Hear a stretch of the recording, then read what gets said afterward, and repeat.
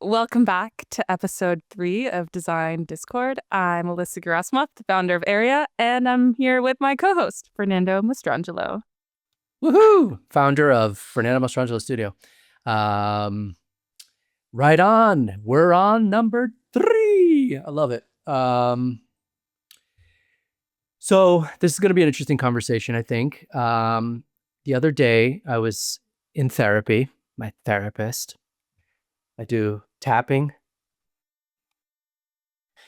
And, but we got into a very interesting, so I never talked to her about creativity. We got into a very interesting conversation because,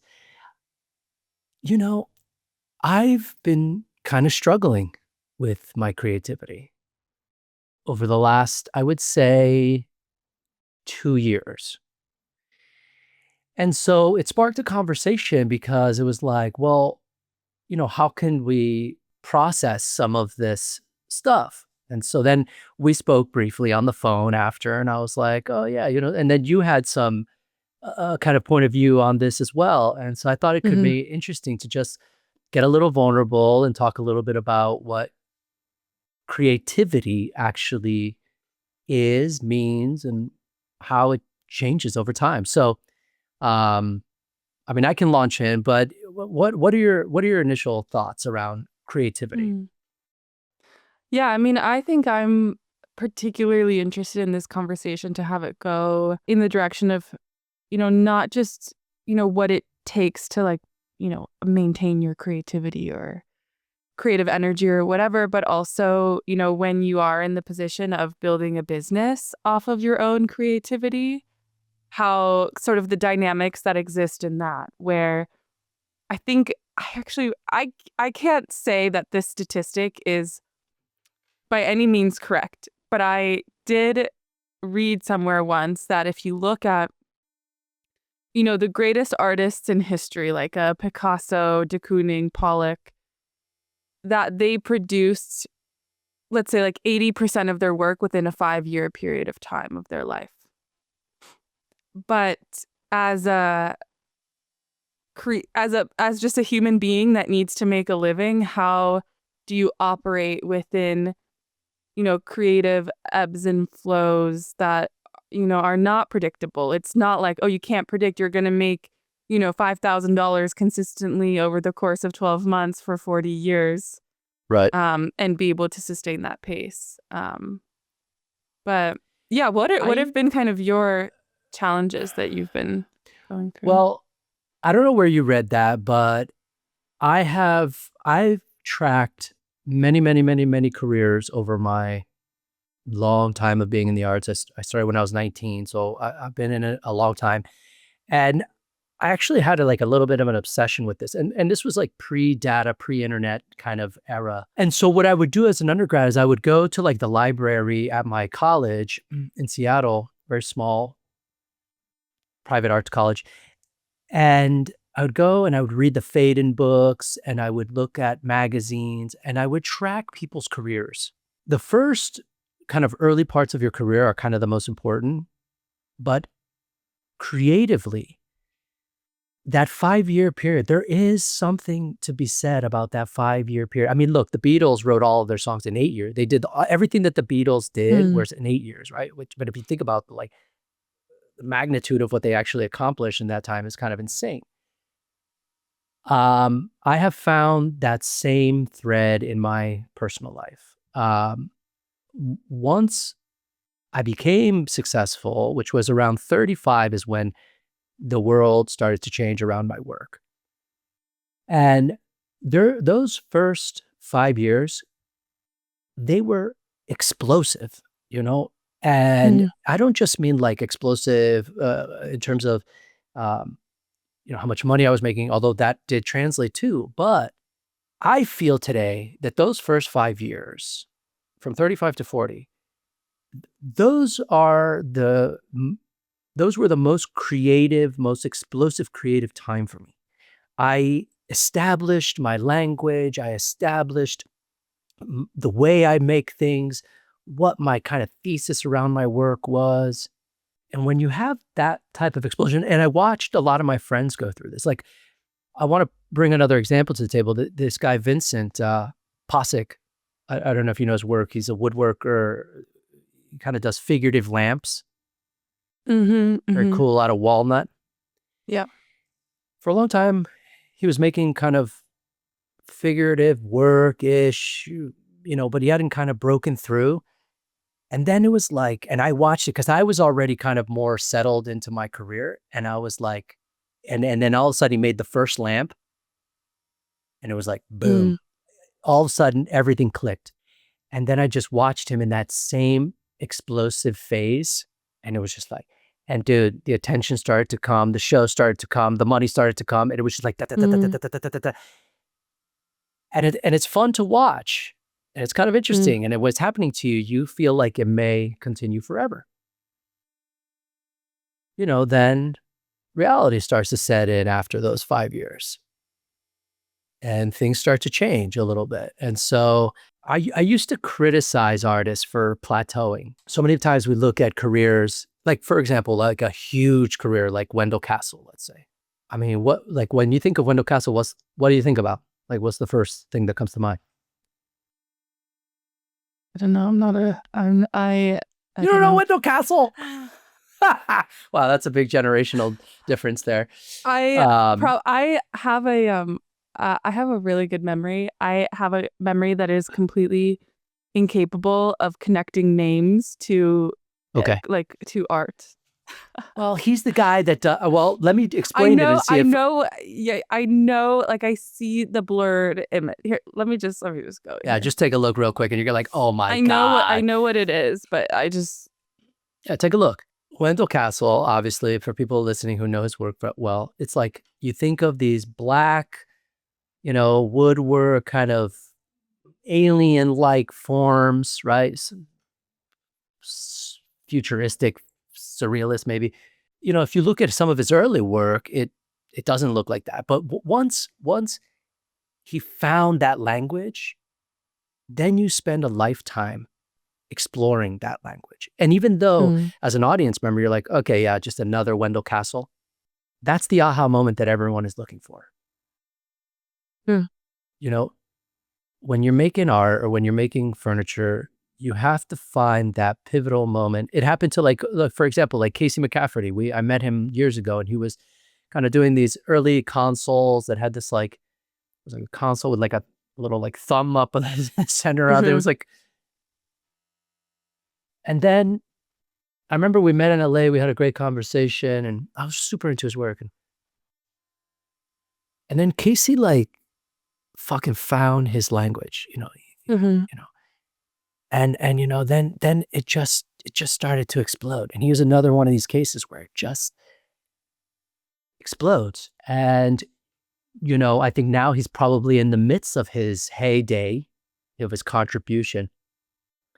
But I think about this a lot because we live in a time where things move fast.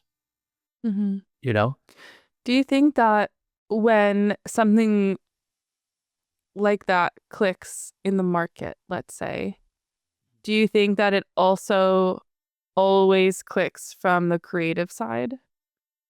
Or do you think that sometimes there's a piece that really resonates in the market that people want more of that visual language, but the actual creator hates making it?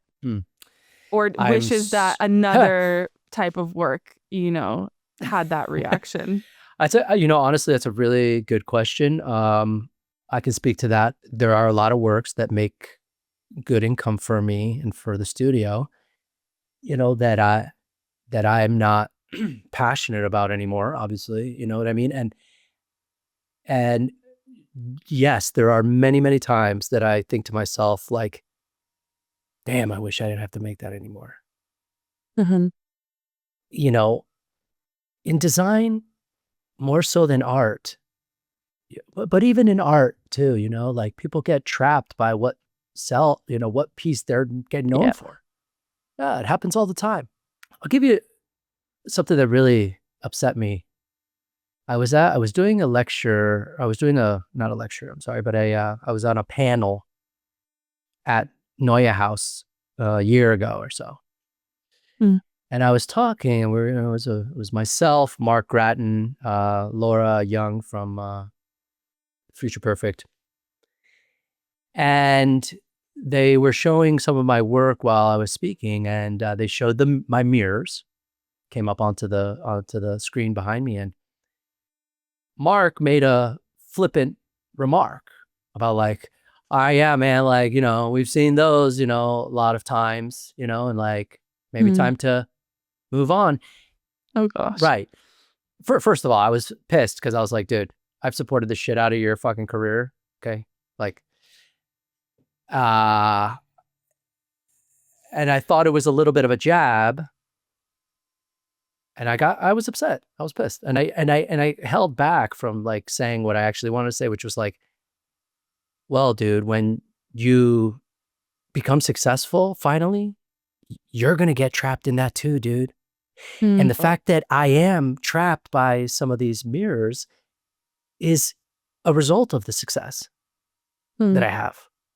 And so, yes, it becomes a trap of your own success, and it's something you have to contend with, But at the same time, it's such a big, the word that comes to my mind is privilege, but it's not really, privilege is not the right word.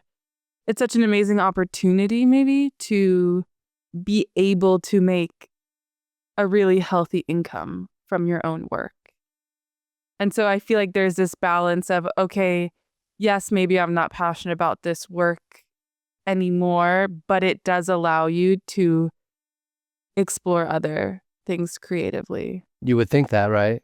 You would, that because you think, well, I have the resources to. Or maybe it exhausts you. Like, I don't know.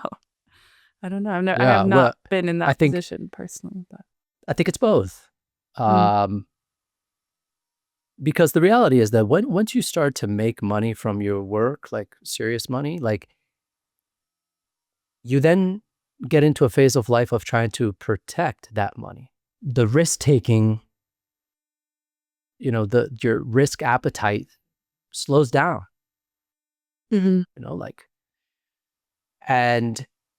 And then the deeper questions start to come into your mind of saying, even if I produce something new and that's banger, that's like, are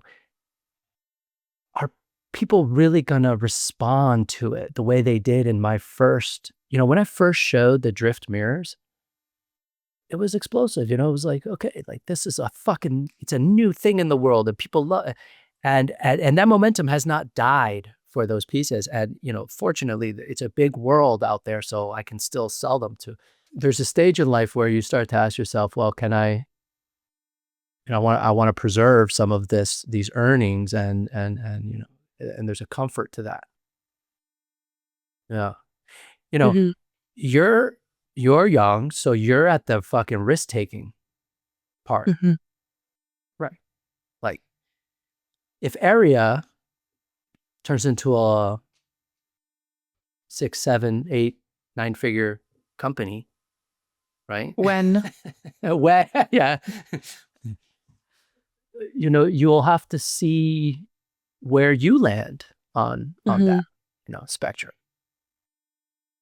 Because like creatively right now, this is your outlet in a way, right? Like you've transferred from being a maker, like, you are still a maker at heart, but like this has become your baby, Yeah, but it doesn't feel as personal as a creative practice, because I think I am very much in many ways going into it right with a mindset of one day this business will not be mine, probably. And in many ways that's the goal, right?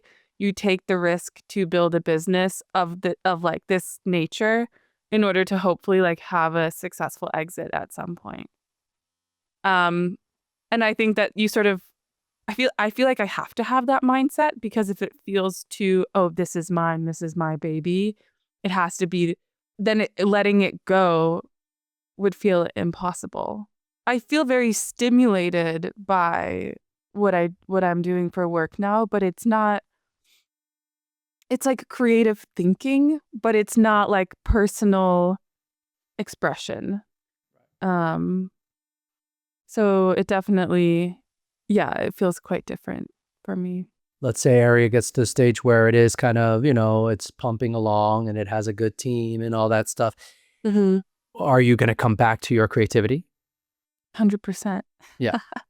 I Yeah. always say that my goal is build a great business that helps people, and then, whatever, figure out what the right exit for it is. And then I'll buy a mountain and I'll live on the mountaintop and I'll have a loom and a wood shop and Yeah. I'll be a little like maker on my little mountaintop. Right. It's whatever. It's this like silly little vision that I have, but it's interesting because after I graduated from RISD, I was actually like anti-making, anti-creativity.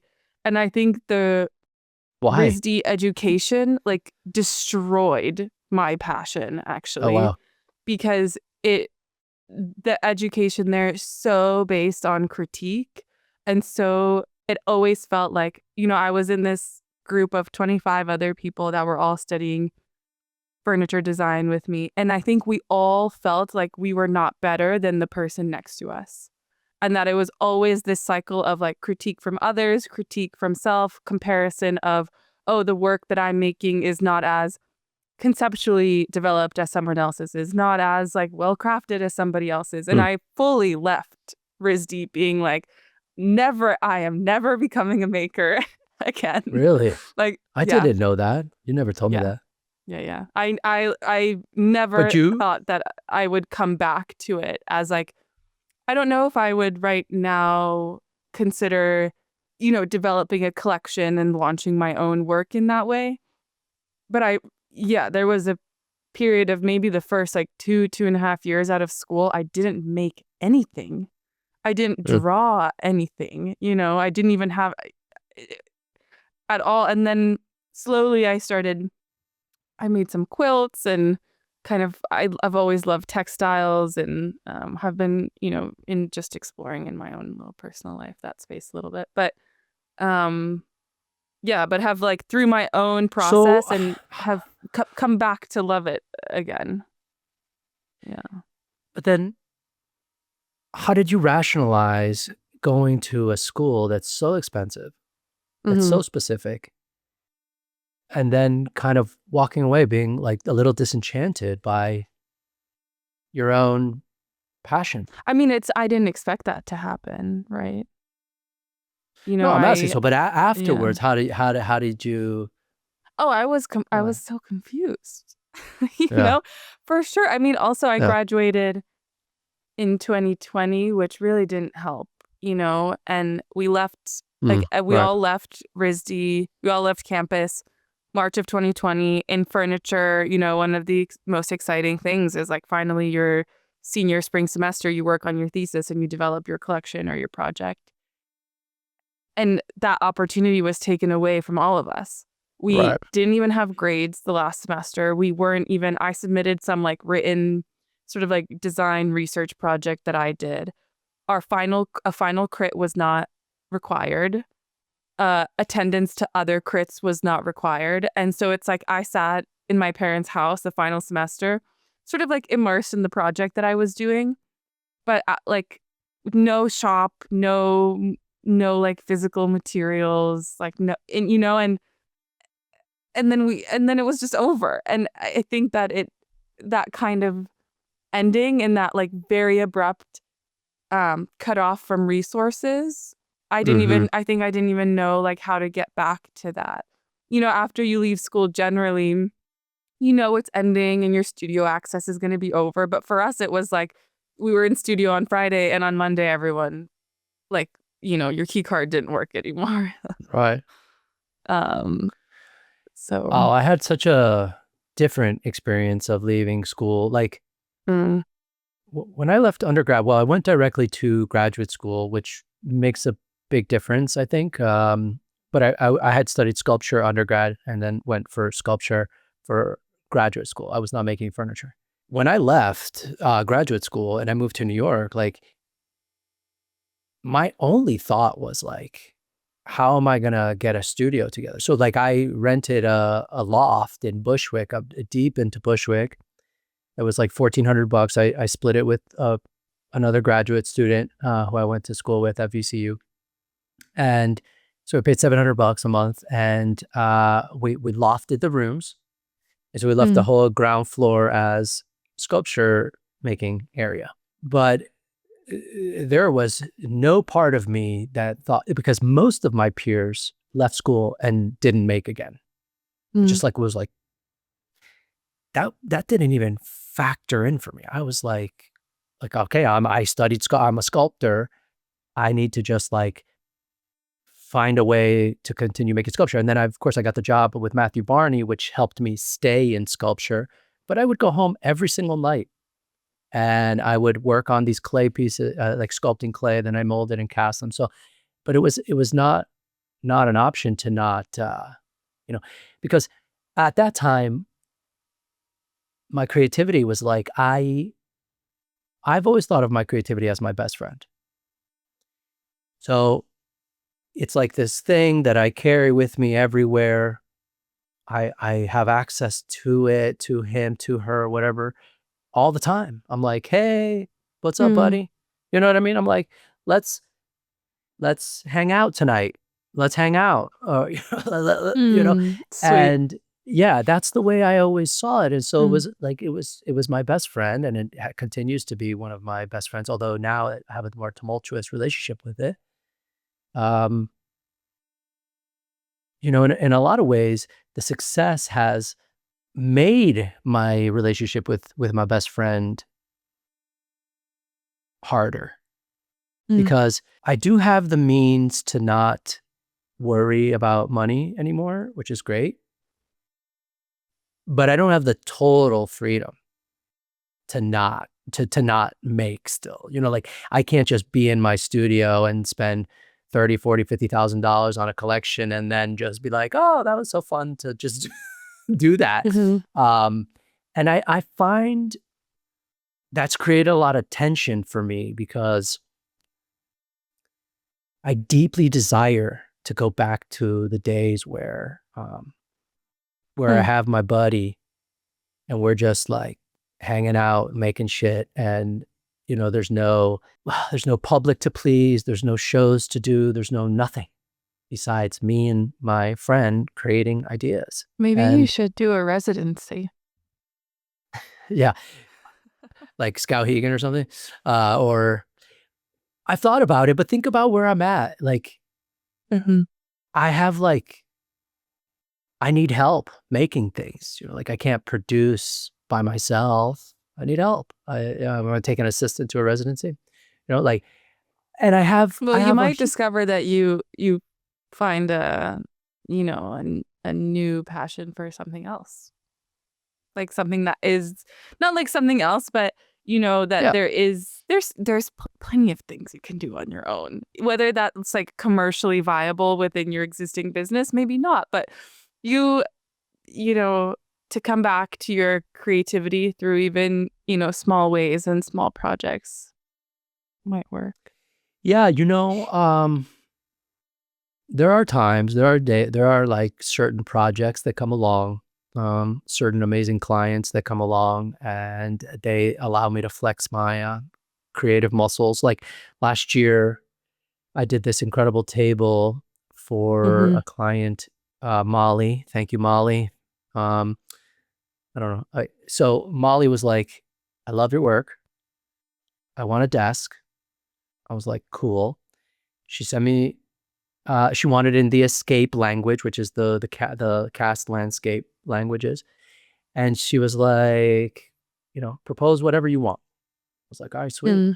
So I was like, okay, I want to make a desk. I had a desk in the series already, but I had been wanting to make a desk that served as a work of art, and potentially like if you no longer wanted it to be a desk, it could be just a work of art. So we made the top become a painting, and so it could be hung on the wall. And then the barrels, these kind of barrel posts that we cast became planters. And so when you put the top on the bottom, you got a desk. It's cool. You can use it. It's functional. And then the whole thing can convert and become planters. and a wall work. And I had been wanting to do something like that because I thought, like, I don't think of my work as, as designs. I think of it as art. So I'm like, how can I almost introduce a performative element to my Mhm. work? And so sometimes those projects come along and I get to flex that muscle. They're less and less common. And it makes sense because it's like not every client's gonna be like ambitious enough to just let you riff, you know? Mhm. So I try to sneak it in, but most of the time I'll admit I get clients who love my work and are like, "Hey, Fern, can you make us one of these for this space?" And I render it and I execute. I often am in this dilemma. Mhm. And I often wonder how other people handle this, like, I imagine a lot of designers, like whatever, the big guys, BBDW, Apparatus, you know, the staple names, the big ones, like their intention is to create a production line that can be executed over and over and over and over and over and over and over. And I got somewhere in between, I'm an artist, but I kind of got fucking, sandwiched into this production thing too. So, and I don't know how to I don't want to destroy that. I don't want to fucking tear it down to the ground and be like, fuck it, I'm not going to make any of that shit anymore. But a part of me thinks that maybe sometimes I need to break it down to rebuild my creativity and Maybe see you if need it's to still take there. yourself out of the production line. I have tried, and we are getting there. Yeah, like all my drums are fabricated in Los Angeles Mhm. through someone that worked for me for a decade, and now she runs that part of the business.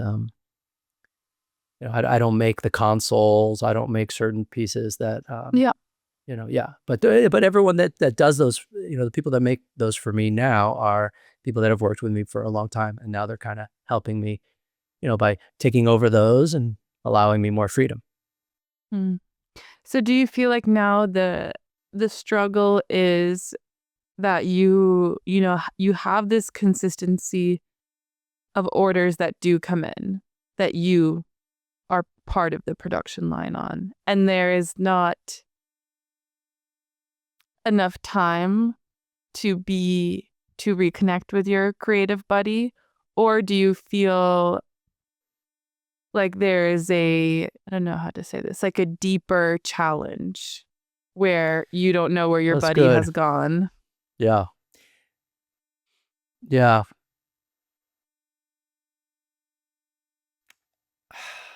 It's a complicated question, Mm. because I am a creative person in everything I do. Like, if I do this podcast, I try to put my creativity into it. If I do my Substack, I try to be creative about that. I'm a creative person. Um, I may have lost track of the early version of my creative self a little bit. And I get sad. Like I get emotional about that because Mm. I think, you don't want your work to turn into this thing that you hate to do. Mhm. And sometimes that happens with and I think I need to break free from it a bit. Like I need to give myself the time to get into the studio. It I have time. You asked me, I have time, Mm. dude. I do. I have a lot of freedom in life. Um, you know, why I don't get into the studio in that way anymore. Sometimes I feel like it comes down to I don't know if anyone really cares. Like I you know what I But mean? it's, Like I do yeah, you think it's why does it have to be about others? because I think that I try to make work that is a statement. And for that statement to fall on deaf ears feels like not worth making sometimes. Mm. But maybe it's worthwhile. It's not necessarily deaf ears, but it could also just be for you and for your buddy Yeah. for a little while, And maybe it's hard because when you're a student, you don't. That's not a part of. It's beautiful to be an art student. I actually would love to one day maybe go back to school and do an MFA in like textile design or something like that. And I know that when I go back to school and I do that, I will be in the studio every minute of Right. every day. And I used to Yeah. wonder why the master's students in the RISD furniture department, why their work was so much better. And of course they have they have years of experience on top of that. But you go back for a master's in a creative field, I think you go back with the mindset of knowing how special that time is to focus on nothing Totally. except being creative. And when you're in school, you're not thinking about, oh, is there a market for this? Is there a buyer for this? Right. Maybe you're thinking, how is this going to be received in my critique at the end of the semester or whatever it might be. But I do think it is very much a process between you and your creative buddy, because you're going through that phase of exploration where you don't have to think, oh, is anyone gonna buy my jacquard hand woven thing? Yeah, I know. And so I wonder if maybe your mindset has been a little bit soured in some ways by having for many years now be in this mindset of, oh, who's the market, who's gonna buy this, how am I gonna move this out of my studio into its next home, whatever it might be. That's right. And that has happened, to some degree. I don't really have exactly the solution for it just yet. I don't have a full answer on it yet. And I also think like other things have become important to me.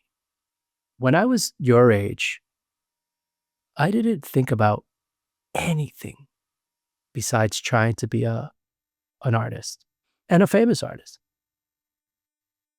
I just wanted success. That's all I wanted. I didn't care about relationships. I didn't care about friendships-ish, all the way into my 30s. I honestly, until I met Mika, really, like my life was really just about my work. And then now that I have other things in life that I see are important, to like then just being in an art studio, trying to crank out new ideas, life's taken a different turn, And by the way, like there is an addiction to having people respond to your work and like it. So when you don't get those accolades, or there's a certain thing your ego has to go through, you know? But what I'm saying is like whatever you might make in, if you go back to the studio without, the mindset of which order am I working on today, maybe the whatever you make in that time, it's not photographed, it's not posted, it's not like it's not, Totally. you're not like trying to sell it, and no one really sees it. Believe it or not, I'll give you, so last year, I'm sorry, not last year, but the year before last, 2023, I decided to take a sabbatical, 5 months off. I moved to Raleigh, North Carolina to stay with my sister and my family there. Mika and I went, took some time away from the studio. I didn't make anything in those 5 months, not even a mirror, nothing. I went, my sister and I did a psilocybin trip together. And my fucking mind just like fucking cracked open. And I think I released a whole lot of trauma that I had been going through for a long time and just like fucking unleashed. I lost, like within 2 months after the trip, I lost all this weight. I'm a slender guy, I always have been, but like I lost weight. I went back to like my normal homeostasis. And then I got back to New York around October, and I had a fucking creative explosion, dude. Got into the studio. I just started making fucking pieces, like boom, boom, boom, a whole collection. I probably made like 12 pieces. Okay. Or more. It was just like, just one after another, bam, bam. And the collection looks insane, dude. It's such a fucking departure from all my other work too. I mean, it's obviously my work, but it's a real visual departure. And it's sitting in storage. And some pieces have been cast. Some pieces live, some pieces don't. We hide it all the time from the videos that we make so that no one can see it because, maybe like, but I had that and I felt like, dude, I was so fucking psyched about that collection. And I still am psyched about that collection. And the fact that it still resonates with me, even though I haven't finished it. That was the last time I felt that kind of explosion of creativity. And it felt really good. And it's exactly what you said. I got in there with no intention but to make. And I do intend on finishing that collection. It's an extension of the language, and maybe it'll be a hit. I don't know. Maybe it will be. But yeah, but something changes. In the artist. Yeah, and I think it's so. But I think a lot of it does come down to you get more fearful as you get older. It's weird, and you want to protect, the things that you've made or that the money I've made. Like I try to preserve, and I think that could be a bad thing. But I am where I am. You know what I mean? And this might come to a surprise. It may sound surprising to a lot of people that do know me and follow me on Instagram and see how much work we make and all that stuff. But it's a real thing. Like I struggle with this all the time. And I'm on the path to figuring out what life looks like after that 5-year explosion at the beginning of your career, where you establish who the fuck you are. And then who do you end up, being in the future? I'm on that journey now. There's days I do want to quit. It's crazy. I never would have thought that. But there's days that I'm like, dude, Fern, you're good, dude. Like, just focus on real estate and just like fucking your stocks and shit. And like that's why I want to do this pod. That's why I want to write the Substack, because I feel like I'm at a stage where I would like to contribute by giving away all the fucking info I have. And where creativity lives for me in the future, I'm still figuring that out. Will I be an artist the rest of my life? I don't know. You will be. I don't know. I don't know. Yeah, it's an interesting question. I'd be curious to hear other people talk about this. Yeah, I mean, I'm definitely like, I'm sure, in 10, 20 years we can talk about this again. But I mean, when you first brought this topic up to me, I think I mentioned to you that even within what I do for work, I think it's really special to be a creative, or I think it's almost necessary for creatives to exist outside of a like rigid 9-to-5 work environment. Because I also, let's say, looking at the last year, have had these moments. It could be a day, it could be an hour, it could be a month of like intense work, I have this project. Even when I first put together the area site, sometimes people are like, how did you do that? And I was like, I don't know. I think I blacked out. It was like, 3 weeks, a month of like, I'm here every day for all day long. I don't do anything else. And then suddenly you like emerge out of it. And for a while, it's nice to have emerged, but then you're like waiting for the next one. Yeah, totally. And you're waiting for that next like flow Burst. state or whatever Yeah. it might be. Yeah. Oh, I love those flow states. And even Yeah, I you had live. a moment when I was working with Hannah yesterday. We were developing some copy, and I think the way that she has worked with us is really interesting because it's this when she does these ideation workshops, right? The time is really constrained, and so it forces, like, we did this exercise yesterday that was it's called crazy eights, where you essentially you fold a piece of paper into 8 squares. And whatever your task is, whether it's, oh, we're designing, in our case, we did it once with designing, like ideating for search design.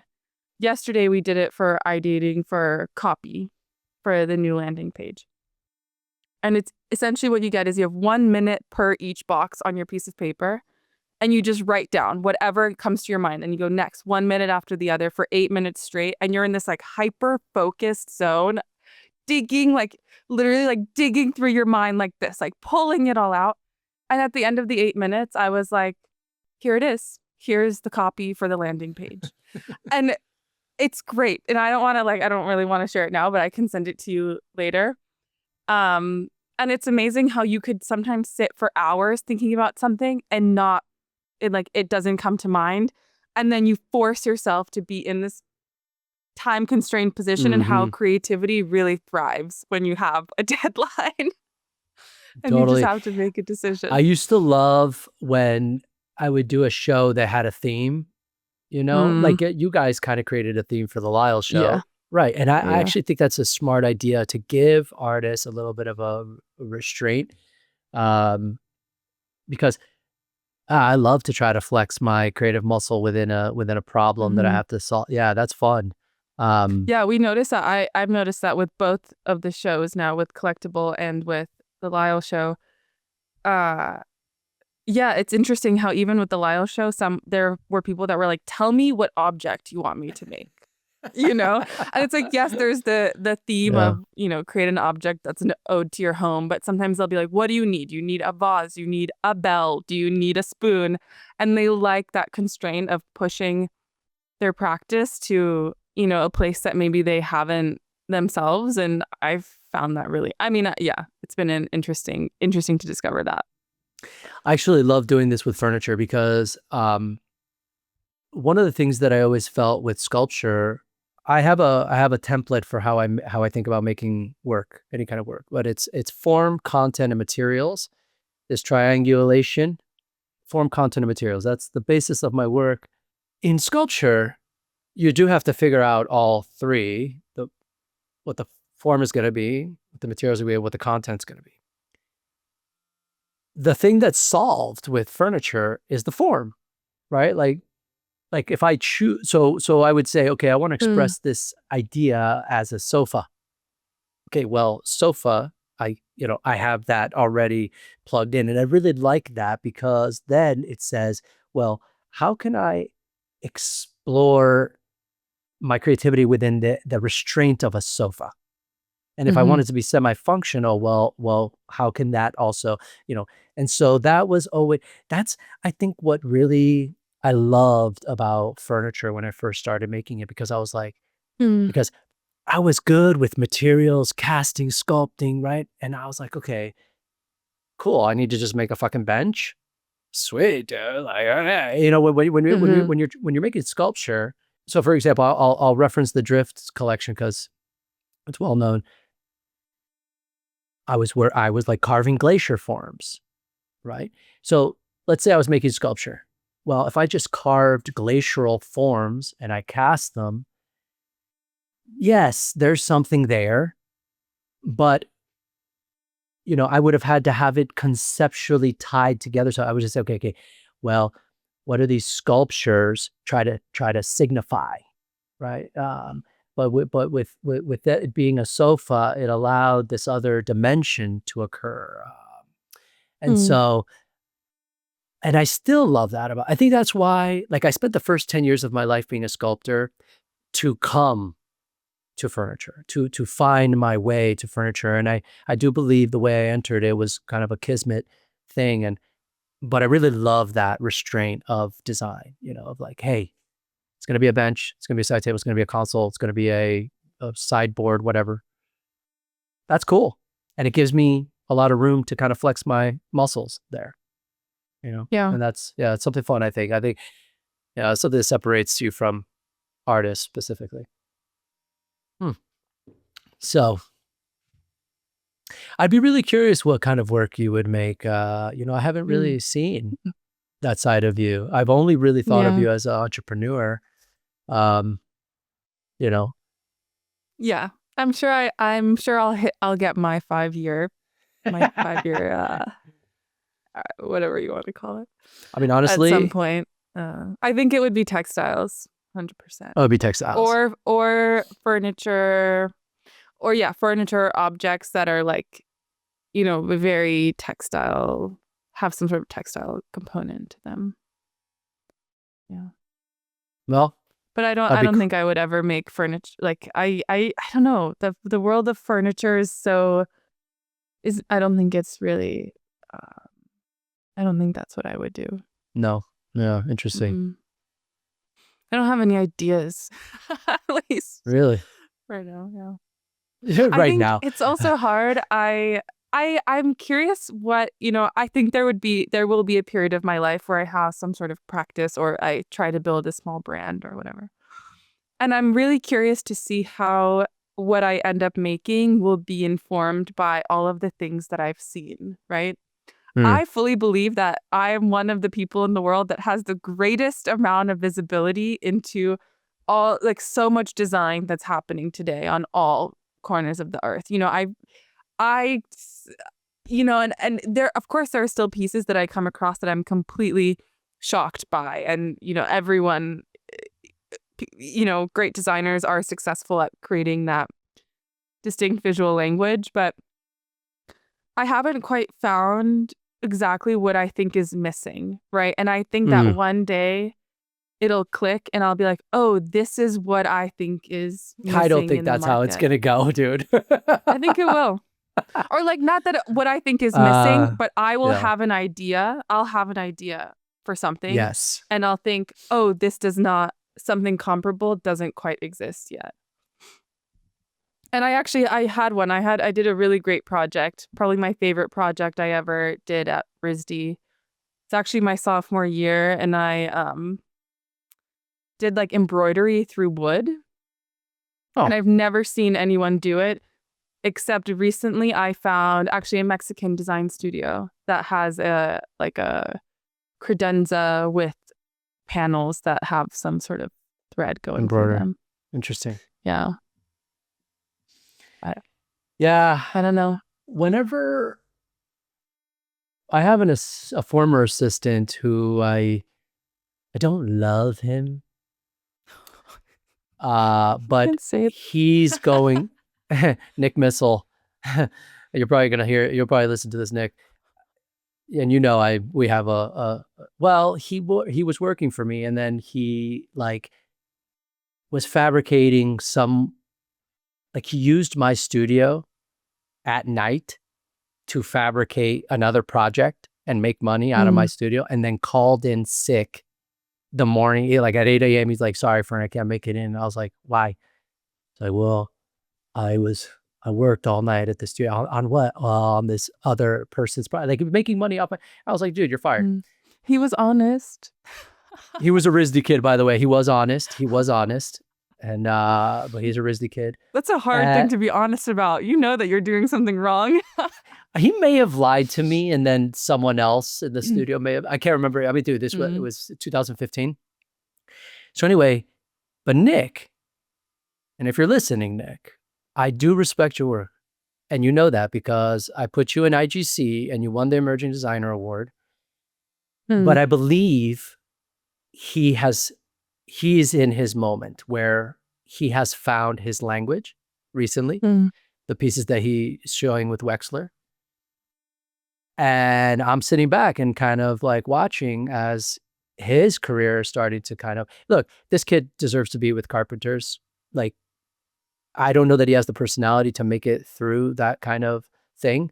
But but I do think that his work is high level enough, and he also is maybe not the kind of guy that wants to run his own shop. I mean, sell his own work like I do and be independent. Like, he's more of a gallery type artist, and if Wexler does a good job for him, then maybe he'll stick with that. But something recently clicked. He found his language. He found his materials. He found his way and a very, very unique voice. I think the recent work is probably the most interesting work that I've seen in a long time, out of anybody in the industry, honestly. And I say that with hesitation only because, I have a kind of a spotty past with Nick, but I do think he's a brilliant maker. And I think he's doing some fucking crazy cool shit. And I think that he's about to hit next level. And I hope that he can manage through those, explosive 5 years correctly and, get himself into a position where he can survive off of his work for the rest of his life. But this kid, let me tell you, I will say he has a high level of grit in the sense that there was nothing that was going to get in the way of Nick being a full-time artist. Okay. He worked for me, then he didn't. I think he worked for Misha Khan, then he got fired from there or left. I don't know. Then don't make assumptions. I think, knowing Nick, look, Nick, if you're listening, you know what I'm talking about. So you need a level of rebellion sometimes. He does. Yeah. And that's what's good. He has that grit. He has that. And I was like that, when Matthew Barney, he asked me, I got a chance to do a solo show, and Matthew had asked me to come back to the studio to work on his next solo show. And at that point I chose myself and my own work over working for Matthew, which was a consistent paycheck. And I think everyone needs to make that decision. I think Nick made that decision, and he ended up opening up his own studio in Philly, and he was doing these chroming pieces for people, like this crazy fucking toxic chrome stuff. And then he made some work like that. And then he made these silicone pieces that he showed with me at IGC, these kind of like crazy silicone pieces of furniture. And the guy fucking sticks to it, like I went to his studio in Philly, and it's like a crazy, crazy space. It's living the artist lifestyle, but it's all about, living in a fucking little thing. And then the whole studio is where he works, and there's fucking grit to that. And I think that's what it takes. And it's cool to see him at that stage of this explosion. And, so I don't know how we got onto that, but he is a good example of someone in that moment right now that I think is like, I think if Carpenter's is, we'll probably end up trying to pick him up. Yeah. It actually reminds me of a kind of speech I listened to by accident the other day. So I sent you. I loved it, by the way. I loved it. I listened to it this morning. David Foster Wallace. I listened to that one. It's called that one that I sent you. This is Water by David Foster Wallace, commencement speech. That was like, I listened to it on Spotify on some random, it's like some random account, right? But it's because they're just taking the recording and like re-recording it so people can listen to it. After that, I finished listening to that. The next speech came on. And it was the speech of a guy who I started listening to it too. It was the one right after. I didn't finish Art it. Williams? Though. Yeah. The insurance guy? Yeah. Was it an insurance guy? Yes. That's why I shut it off, because I was like, the heck?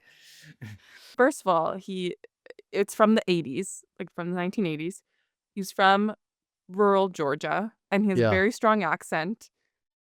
Recorded 40 years ago, so it's just like sounds totally different. And one of the things he says is like that he believes that the only thing you need to succeed in business in America is like mental toughness and grit, essentially.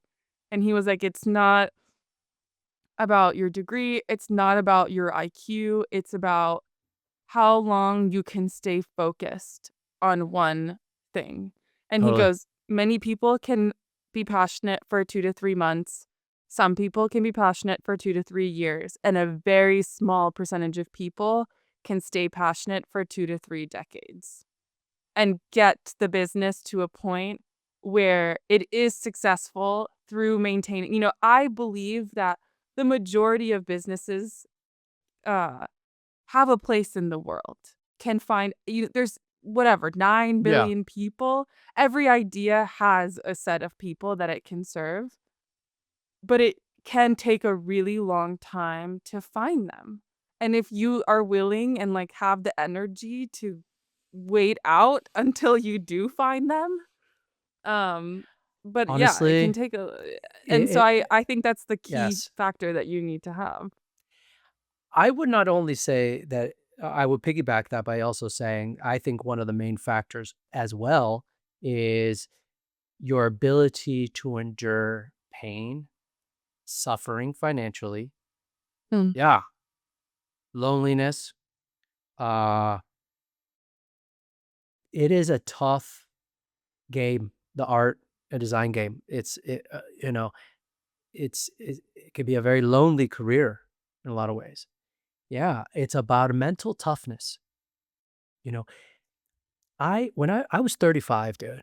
Okay, I was 10 years older than you, and I had made money as an artist, but I was struggled so bad those first 10 years, dude. Like it was I survived piece to piece, okay? And there was times where I was like, "Oh, okay, it's over for me. I'm out. I'm out of the game." Total bankruptcy. Okay. Had to move in with my parents when I was 32 because I Mhm. lost everything. Like I was like, "Okay, I'm down and out. That's it. It's over." But I picked myself back up somehow and I continued the game. But I also had nothing else. It was like I had gotten to the point where I was like, "Fuck, dude, you're 32. Like, I mean, what else do you have?" Like, it's hard to just pivot into another career at that point. And I'm glad I stuck it out well, someday I'll tell you the whole story because it's really fascinating. I met an incredible entrepreneur, Sean Fanning, the founder of Napster, who's still a friend of mine, and we did he basically picked me up from there. Like, basically at 32, I met him and he offered me a project and it fucking changed my life. And from I literally went from no money, 0, moving in with my parents, to 2 weeks later getting a call from Fanning and ending up in San Francisco and then launching into this next era of my life. And I had this crazy kismet moment where on like one of the last days I was in LA, because I was in LA doing a project there, and I was at the Whole Foods in Santa Monica. You probably know it. Mhm. And I was sitting in the car by myself, waiting for my ex-girlfriend, my girlfriend at the time, and her parents to come back to the car from Whole Foods. And this Indian man was sitting on a bench and I could see him. And he turns to me and he says, "You're an artist." And I Mm. was like, "Yeah." He goes, "You've been having a hard time." And I was like, Mm. I mean, dude, I don't know how the fuck and so he goes, "Why don't you, he goes, come sit next to me, sit out here on me, the bed, next to me on the bench." I was like, "All right." So I sat down and he took a Post-it and he wrote, I think it was like May 1st, or yeah, he wrote May 1st. And he goes, "After this day, you will never have to think about money again." Mm. Okay, here I am in LA. My ex-girlfriend and I were breaking up. We were literally, that was it. She was going to go back to Canada. I was going back. I had to go live with my parents. I had no money in my account. And this guy says that to me. And it was only like a few days away. It was the end of the month. May 1st would have been when I was leaving LA. I was like, "All right, brother, thanks." He also additionally said, like, there's 2 people in your life that you need to get rid of. Like, there's 2 people that are holding you back. I didn't know exactly who he meant. So anyway, I kid you not, we left there and went to the Getty Museum. We're walking around, and I went downstairs to the area where you eat, or like the little coffee or whatever. I don't think they have a little lounge area or whatever. And bing, I get an email, and it's a collector. And he goes, "Hey, I saw your piece at the Armory like a month ago. Is that piece still available?" And I was like, "Yes." And he goes, "Great, I'll wire you the $10,000." And I was like, "Okay, just send me the wire instructions." I was like, "Okay." Next day, I had $10,000 in my account, which took me to $11,400. I'll never forget this because I had 1,400 bucks left. Mm. So I had $11,400, and I still had to leave LA. And I went to Texas where my parents were living, and I dropped off all my stuff. And I in a way I was like, okay, is that a sign? But then 2 weeks later, like I said, Fanning called me, flew me to San Francisco, and was like, let's do a project together. Mm. And I kid you not, from that day on, even though I do fucking worry about money every goddamn day of my life, even though I have more money than I've ever had in my entire life, I've never had to worry about money ever again. And it was a crazy, crazy thing. And, It's you know, amazing. I I'm think it like, was, yeah. Wow. Incredible. I mean, one of my favorite questions to ask people, actually, I'll never forget. There was a first date very long time ago. There was a guy who asked me this question on our first date, and I was like, this is the best first date question ever. And I love asking people this because I think it says a lot about who you are. Do you believe in free will? well, And I think I only bring it up because I well, okay, wait. I'd be curious to you hear your know, answer. I remember when I was a kid, when I was about your age, I used to read a lot of Nietzsche, of course, as any typical Mhm. 25-year-old boy does. And Nietzsche talks a lot about free will. Uh, And yes, of course, I believe in free will. mm, Yeah. Do you?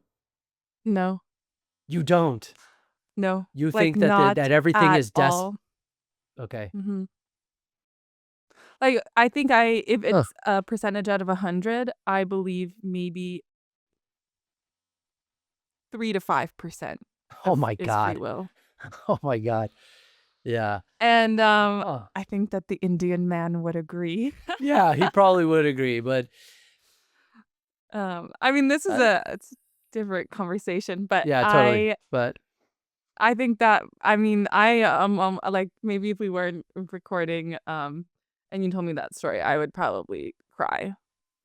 Um, well, it was powerful for me. yeah. It was a powerful, and I never will forget. His name was Jay, Jay. Mm. And to this day, I still don't know if that was I still don't know if it was real or not, in a way. Like, Mm. I can't, it may have, dude, there are these weird moments in your life. That was one of Mhm. them. It punctuated a lot of things, and it was powerful. And I do believe it was real. I do remember, because I remember her parents they came back to the car, and I told them about it. And anyway, yeah. Well, I think there are people out there that have those kind of powers, and I think he came into Mhm. my life right at that moment, and it was pretty powerful. So, Wow. and I have chills. yeah, it was, yeah, yeah, it was powerful.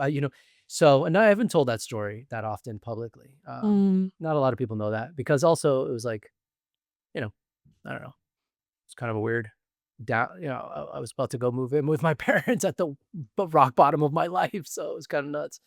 But yeah, but I think so. Yeah, you got to pay attention to some things that the universe delivers to you Yeah. sometimes.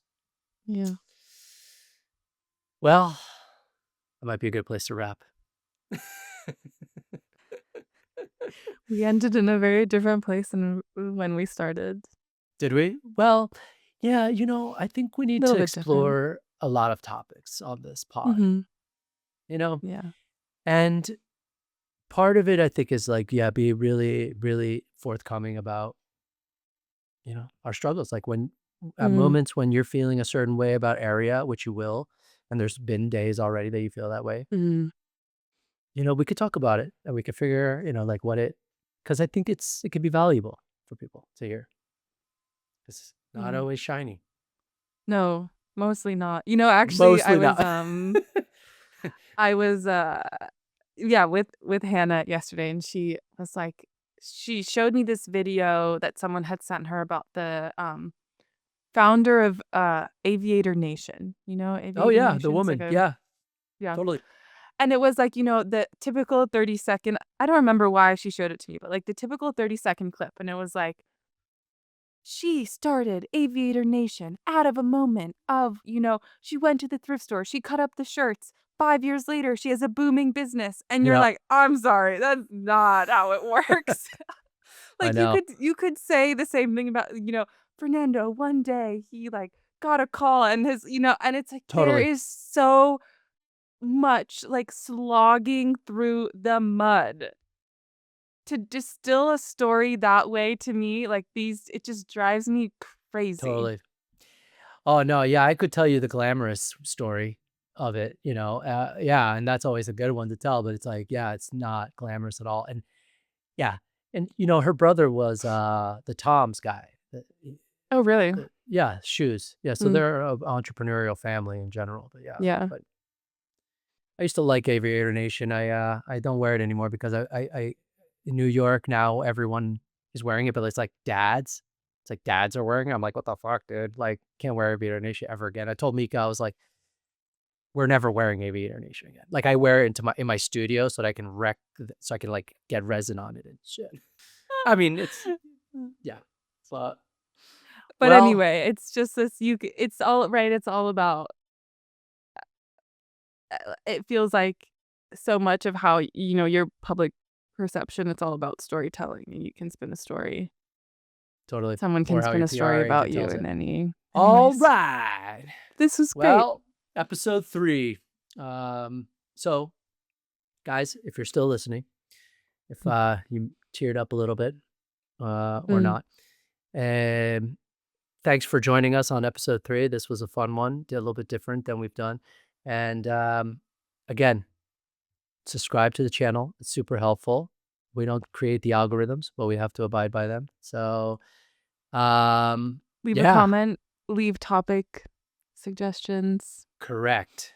If you want us to If you tackle wanna some of come on the pod and talk about something, let us know. exactly. We have no guests lined up. So if anybody wants to join us Hey, and we talk will. about Nobody knows this exists yet. true, true, true, true, true, true. Yeah. Right. We will. We will. Mm, We will. yeah. Yeah.